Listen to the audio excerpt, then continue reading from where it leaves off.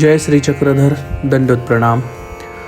आज हम श्री क्षेत्र छिन्नस्थली वंदन, वहाँ पर ऊटी, वहाँ पर पंच अवतार उपहार और सूत्र पाठ का पाठ करने के लिए उपस्थित हुए हैं। मैं जिनका हाथ पकड़कर जीवन भर चला हूँ और आगे भी चलता रहूँगा, ऐसी मेरी गुरु माता, उनके सानिध्य में ये अवसर मुझे करने का सौभाग्य प्राप्त हुआ। मैं बहुत खुद को भाग्यशाली समझता हूँ। यही वो स्थान है, आप चित्र में देख रहे हो। यहाँ पर बाई जी मेरा हाथ छोड़कर स्थान की तरफ मुड़ गई। एक्चुअली यहाँ पर बाई जी ने मुझे एक बात बहुत बढ़िया बताई, स्थान को हमने इग्नोर नहीं करना चाहिए। हम चाहे छिन्नस्थली वंदन करने क्यों गए न हो, लेकिन रास्ते में अगर स्थान आता है, उसको मराठी में वर्ड आता है डावलने, ये नहीं करना चाहिए।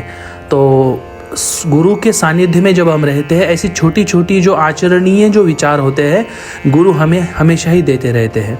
अभी आप चित्र में देख रहे हो छिन्नस्थली, यहाँ पर पहला बीड़ा समर्पित किया गया, उसको भेटी का बीड़ा बोलते हैं। यह बीड़ा समर्पित करने के पश्चात श्री गुरु माता जी ने हमें भी दंडोत प्रणाम करने को कहा। परमेश्वर को मैंने प्रार्थना की, ये जो क्रियाएं हम सब कर रहे हैं, इसका परमेश्वर स्वीकार करे। ईश्वर ज्ञान यूट्यूब चैनल के जो ब्रह्म विद्या क्लास के सदस्य हैं, उनके द्वारा हमारे माध्यम से ये क्रिया हो रही है, तो इस क्रिया का आप अवश्य स्वीकार करें और हर भक्तों को अपने जीवन में सुख शांति प्रदान करें। अब जो बीड़ा रखने जा रहे हैं हम, ये बीड़ा भेटी का बीड़ा था, जो गुरु माता ने मेरे द्वारा भी रखने के लिए बोला। बीड़ा समर्पित करना यानी परमेश्वर को एक प्रकार का दंडवत करना होता है। रिक्त हाथ से कभी भी मिलना नहीं चाहिए, मतलब स्थान वंदन पर जाते ही पहला बीड़ा रखना बहुत अनिवार्य है। श्री गुरु के सानिध्य में हम जब रहते हैं, हमें काफ़ी सारी नई चीज़ें पता चलती है। यह है घाट छिन्नस्थली। यहाँ से सर्वज्ञ श्री चक्रधर स्वामी जी नीचे उतर के छिन्नस्थली पर जाते थे। बीड़ा समर्पित के बाद दंडवत डालना बहुत आवश्यक है। श्री गुरु माता जी हर चीज़ खुद करती है और फिर हमें बताती है। और बाई जी ने भी दंडवत डाले।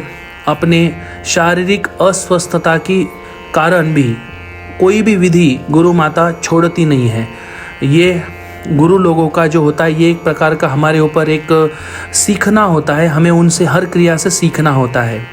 आप जो भी गुरु माता को देख रहे हो, अभी उन्होंने चप्पल गाड़ी से ही छोड़ दी थी, जो मैंने कल लाइव में भी जिक्र किया था, और चप्पल नहीं पहनना चाहिए। अब आप जिस स्थान को वंदन करते हुए देख रहे हो, ये स्थान हर व्यक्ति के जीवन में बहुत महत्वपूर्ण भूमिका का स्थान है। विषयानंद दवड़ुनी परमानंद प्रकट करने, ऐसा ये तीर्थ है। विषयों में जो हम जकड़े हुए हैं, उस विषयों में से निकलने के लिए ये स्थान वंदन करना बहुत ज़रूरी है। अब हम आए हैं सूत्र पाठ के पारायण का बीड़ा रखने के लिए। सर्वज्ञ चक्रधर स्वामी जी को हमने पारायण का पहले बीड़ा चढ़ाया कि अब हम पारायण पाठ करना शुरू कर रहे हैं। बाई जी ने बीड़ा समर्पित किया और हमने भी फूल चढ़ाकर भगवान जी को प्रार्थना की कि ये जो पारायण पाठ, सूत्र पाठ का 1238 सूत्रों का जो पाठ कर रहे हैं, ये सूत्रों को हम अपने जीवन में उतार सके, ऐसी शक्ति आप मुझे दीजिए। और मुझे पूरा भरोसा है और मुझे पूरा विश्वास है, सर्वज्ञ चक्रधर स्वामी जी 1238 सूत्रों को जीवन में उतारने की शक्ति और आचरण करने की शक्ति मुझे 100% देंगे ही देंगे। आरती कर रहा हूँ मैं। यह है छिन्नस्थली। अब हम चलेंगे श्री गुरु माता जी का पूजन करने। प्रथम श्री गुरु माता जी का पूजन करके सूत्र पाठ के पाठ का हमने, गुरु माता एक्चुअली पाठ करती नहीं है, लेकिन हमने विनती की कि ब्रह्म विद्या क्लास के सदस्यों द्वारा ये आयोजन है, पहला ही आयोजन है, तो आप भी थोड़ा सा अगर पाठ करेंगे तो हमें बहुत आनंद होगा। तो बाई जी ने विनती को मान्य किया। ये जब मैं बाई जी की पूजा कर रहा था, तो बाई जी मुझे सीख दे रही थी कि स्थानों के सामने कभी भी पूजा नहीं करनी चाहिए किसी भी व्यक्ति की, गुरु की।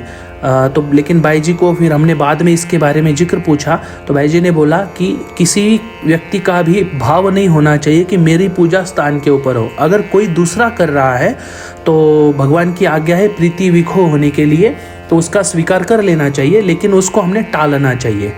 तो इस प्रकार से हमने पूजा की आरती की भगवान जी की और उसके बाद गुरु माता की पूजा की और सूत्र पाठ का पाठ शुरू हो गया। हम हमेशा ही श्रीमद् भगवत गीता जी का पाठ करते हैं, वो भी करना चाहिए, वो महत्वपूर्ण नहीं है, लेकिन सूत्र पाठ का पाठ करना बहुत ज़्यादा महत्वपूर्ण है। उससे हमें काफ़ी सारी नई नई चीज़ों के बारे में पता चलता है और हम एक प्रकार के रिमाइंडर हम उसको हम कहेंगे एक प्रकार के हम खुद को सचेत कर देते सूत्र पाठ के पाठ के माध्यम से। कैसे सचेत करते हैं कि स्वामी श्री चक्रधर महाराज जी ने हमें आचरण में क्या बताया है और हम क्या कर रहे हैं, इसकी याद आने के लिए सूत्र पाठ का पाठ हमेशा ही होता रहना चाहिए। अपने घर में भी सूत्र पाठ का पाठ होता रहना बहुत आवश्यक है। तो अभी सूत्र पाठ का पाठ होने के पश्चात आदरणीय पूजनीय श्री संतोष मुनि शास्त्री बाबा जी उपस्थित थे, उन्होंने पाठ किया। हमारे परम मित्र श्री सुनील दादाजी बिडकर जी उपस्थित थे, अमोल दादाजी कोल्लेकर जी उपस्थित थे, राजू दादा पुजदेकर जी उपस्थित थे और एक महानुभाव थे जिनका नाम मैं पर्सनली जानता नहीं हूँ, लेकिन उनकी पहचान है कि वो भोजने बाबा जी के पाठांगन है, मतलब पोथी पढ़ने वाले हैं, ऐसे उनकी मेरी पहचान है। तो इस प्रकार से हमने धर्मराज दादाजी आपको दिख रहे हैं मेरे साथ में, वो भी हमारे साथ में थे, उनके मार्गदर्शन से हमने सभी क्रियाएं की। अब हम चढ़ा रहे भगवान जी को बीड़ा स्नान का, ऊटी का बीड़ा चढ़ा रहे हैं और बूटी का बीड़ा चढ़ा रहे हैं, इसको भी आप देखिएगा।